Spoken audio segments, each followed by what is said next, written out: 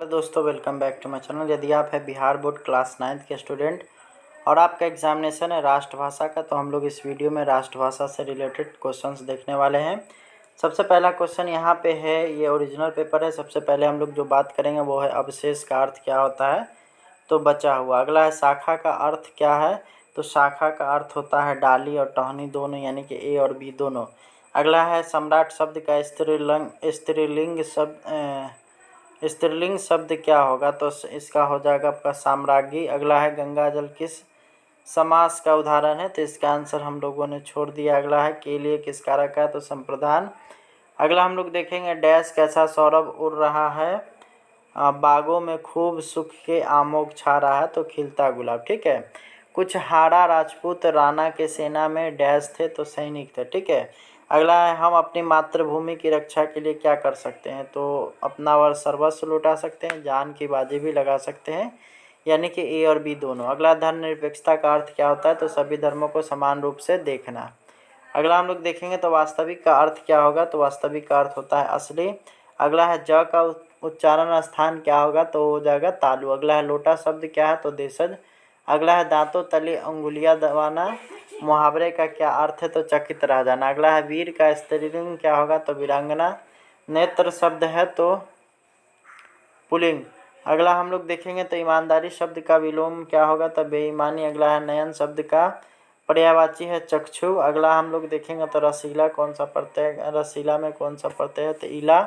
अगला है अध उपसर्ग में कौन सा शब्द निर्मित होता है, तो अध्पका। अगला हम लोग देखेंगे परोपकार में कौन सी संधि है, तो परोपकार जो होता है वो होता है दीर्घ संधि का।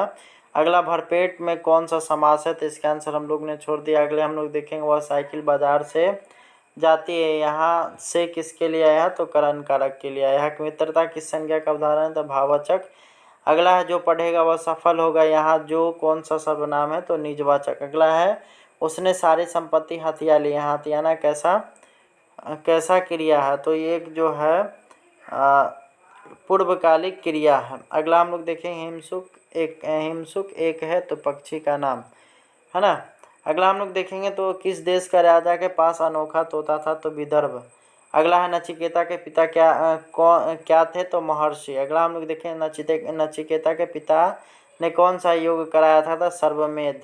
अगला है पिता को नमस्कार कर नचिकेता कहाँ चला गया, तो यमपुर, यानी ऑप्शन नंबर सी। अगला है शिव मंगल सिंह सुमन ने क्या बनने के लिए प्रेरित किया है, तो मानव। अगला है हिमसुक पाठ है, तो एक कहानी। अगला सवाल हम लोग देखेंगे तो शक्ति और क्षमा कविता के कवि कौन है, तो दिनकर। अगला है त्राही त्राही करता हुआ राम के शरण में कौन आ गिरा, तो सिंधु।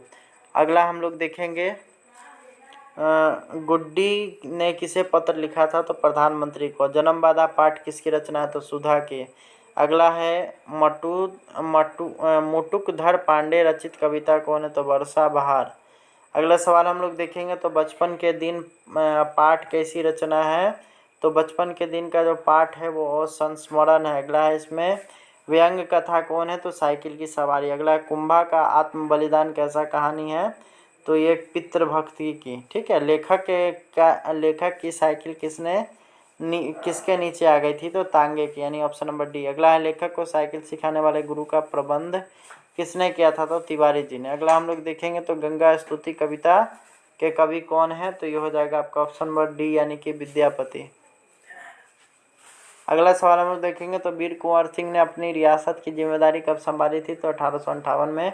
अगला है वीर कुंवर सिंह जगदीशपुर से आरा कैसे आते जाते थे, तो सुरंग से। अगला है पेड़ को क्या कहा गया, तो दानी। अगला है पुष्प क्या है, तो परमार्थी। अगला हम लोग देखेंगे तो जहरीले फल को राजा ने क्या किया, गड्ढे में दबवा दिया, यानी कि ऑप्शन नंबर डी। अगला हम लोग देखेंगे हिमसुक रात में कहाँ ठहरा था, तो पेड़ पर। अगला है भुजंग का क्या अर्थ होता है, तो सर्प। अगला है गुड्डी अपनी तुलना किससे करती है, तो बंधुआ मजदूर से।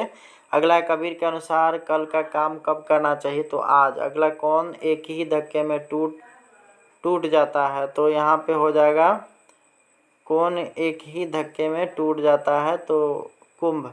अगला हम लोग देखेंगे अगला सवाल यहाँ पे हाड़ा जाति के राजपूत रहते थे, तो चित्तौड़ में। अगला है महाराणा प्रताप कहाँ के रहने वाले थे, तो जयपुर के। अगला है वीर कुंभा कहाँ का रहने वाला था, तो चित्तौड़ का। अगला हम लोग देखेंगे ग्रीष्म ऋतु के बाद कौन सी ऋतु आती है? तो वर्षा। अगला हम लोग देखेंगे तो यहाँ पे है APJ अब्दुल कलाम का जन्म कहाँ हुआ था? तो तमिलनाडु में।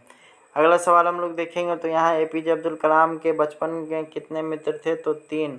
अगला है रामानंद के पिता कौन थे? तो मंदिर के पुजारी। अगला हम लोग ये सारा सवाल आप लोग को खुद से बनाना है, ये हम लोगों ने आप लोगों के लिए ये क्वेश्चंस लाया। ठीक है, मिलते हैं हम नेक्स्ट वीडियो में। Thanks for watching, bye bye.